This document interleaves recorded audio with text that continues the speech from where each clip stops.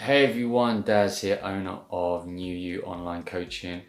And in this video, I want to just share with you a real life experience that I've just had, and it's not a good one. I, I was reluctant to share this with you because I do think that as much as we all clamor on social media to show off the best bits of our life, our highlight reel, I do think that if some of the things that we might have to face in real life that are a bit shitty, I think they should, for the most part, should stay private. But I felt like I wanted to share this with you because I think it can happen to anyone. And yeah, recently I've been the victim of a cyber crime. A lot of things have popped up on my social media posts over the years, get rich quick schemes, and for the most part, I've been fairly, you know, I suppose, suspicious of them, and I've not really believed any kind of get quick rich schemes. I think that for the most part, most wealth is hard earned, and anyone who has done so has had to stick at it for quite a while. I don't think that you can for the most part get rich quick. But lately, like my friends have been talking about cryptocurrency, and it's just been something that was kind of in the back of my mind. And yeah, someone that I'd been connected with on social media had sort of reached out to me and convinced me that investing in one of these new coins that are coming onto the market, a bit like Bitcoin, but then the next big thing is going to blow up, and it's about to go through what's called the initial coin offering. So it's going to get launched on those crypto exchanges, and if you put a few £1,000s in, then potentially it's going to blow up and you're going to make thousands and thousands of pounds. And I just kind of thought, you know what, I'm going to go for that. And they had a secure website. They had an app that you had to download from Google Store, and it just kind of seemed like it was all legit. But long story short, it wasn't. And I've put money down the drain that I can afford to lose. It's not life ending. I haven't put my house at risk or anything like that. But it's money that, although it's not life kind of ending, it's life changing, because I was going to go to Spain this summer and give myself a month in my apartment just to wind down, not be thinking about money at all. Hire a car as often as I wanted to hire a car. Eat out as often as I wanted to eat out, and generally, just give myself a great time and reward myself for a real tough 18 months in the middle of the pandemic. But it's not that I'm not going to enjoy myself. It's not that I'm not going to relax and have fun. But yeah, I'm going to just have to be a little bit more careful now, because the money that was kind of there to have a great time this summer is not there now. So the reason I'm sharing that with you is because it got me to reflect on the responsibility that I've always felt as a fitness professional. And as much as, I know I don't have massive following and whatnot, I don't really care about that, because I know that if one person follows my advice to the letter, in the same way that me as an uninformed, naive person in terms of understanding cryptocurrency and what it really actually could and couldn't do for me, I don't want to say something or do something or influence someone in a negative way that's going to impact on their life in the way it has done for me. Because I think a lot of humans, especially if we're good people at heart, like I try to be a good person, we will believe what people tell us up to a point once we've built an initial relationship.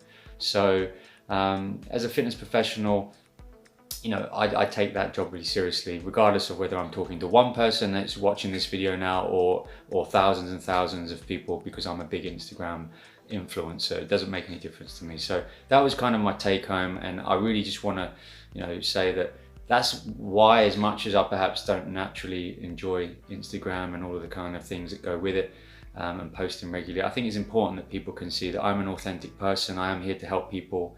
I want to try and give you my best advice, and I am willing to kind of share with you some of the things about my life, so that you can see that this is a real person that and really cares about what I'm doing. So yeah, that was my kind of most recent situation, my most recent story. And again, just kind of off the back of that, there is always a nutrition message that we can that we can weave into this story that I'm sharing with you today about my crypto theft. So yeah, how does that link to nutrition? Well, it's just to say, as I've mentioned, I am going to go to Spain, but I'm going to be a little bit more tight on money, because money that I was going to put to one side to give myself a great time in Spain, I've put that down the toilet. So my strategy is going to be partly influenced by obviously my desire to maintain my lean mass and not to put on loads of kind of holiday weight,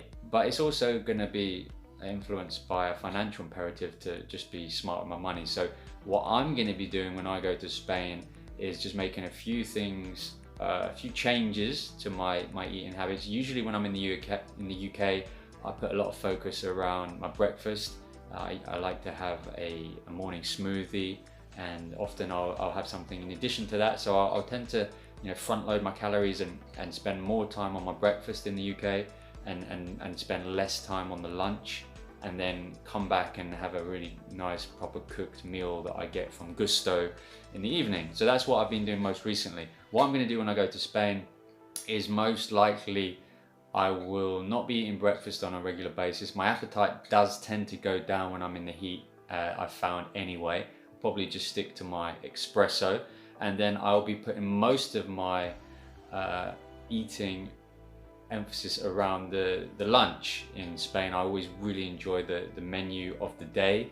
So a kind of a 3-course meal with a coffee or glass of wine or whatever it is. That'll be my strategy, and then I won't have so much to eat in the evening. And again, rather than going to a restaurant and dining out and spending a lot of money on an evening meal, in that situation I'll probably start my kind of 24-hour fast on a couple of days as well, where I'll probably stop at lunchtime, and then I won't eat again to the following lunchtime. And on the days that I'm training or doing a little bit more activity, I may then just have something light in the evening post-workout, but nothing too crazy. And again, my workouts will either be first thing in the morning, and I'll do some kind of aerobic, more cardiovascular workout, and then I'll just fast past that. Or if I'm going to do more resistance training or some kind of body weight calisthenics, I may do that when it's cooler in the evening, and then I'll just grab something light afterwards. So that's going to be my nutrition strategy in Spain. It's going to be slightly influenced by my financial imperative now, but also just my strategy is going to be influenced on my desire to come back the way I am now, and have not put on loads of holiday weight, not having had lots of alcohol and lots of sugar and fat and crap in all of the traps that you can find when you're typically going on holiday and eating out. So yeah, that's what's going to happen. I'm going to use it as a positive. I'm just going to be a little bit more thoughtful and mindful of what I'm eating, and I eat a little bit more on a budget, but that's no problem, because that's one of the benefits of